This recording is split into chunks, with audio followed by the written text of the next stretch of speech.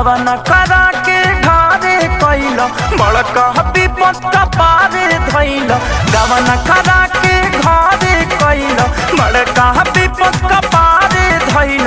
एहो बलम एह तन्हाई के भार पड़ल बस मेज पे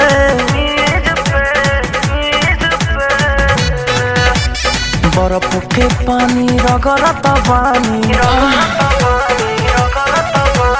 बर्फ के पानी रगड़त बानी राजा हो अपना चीज पे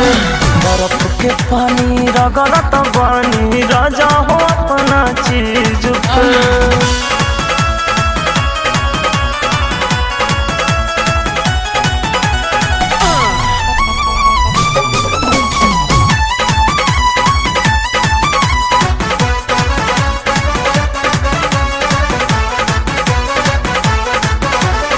आगे जवानी के जरता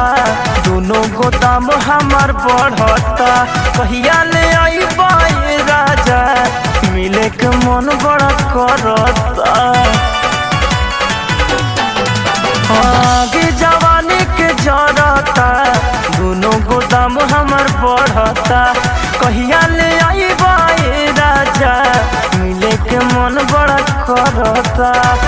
सोच सोच पछतात बानी रहे हथवा मीज के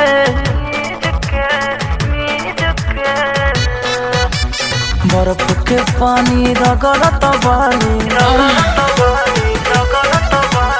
बर्फ के पानी रगड़त बानी राजा हो अपना चीज पे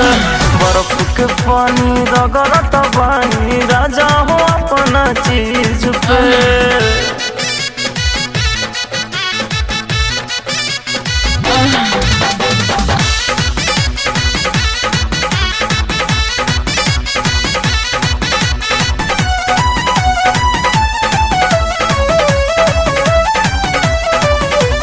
भैले सोनू तो पाती हो करिहे उ बड़हन घाती हो भेके कपड़वा पानी से कहिया ले हो पर सटी हो हाँ हाँ भैले सोनू तो पाती हो सौसे सधा जइहे थाती हो भेके कपड़वा पानी से कहिया ले ओह पर सटी हो गईलो विदेश समरिया बोला न कवना जिद पे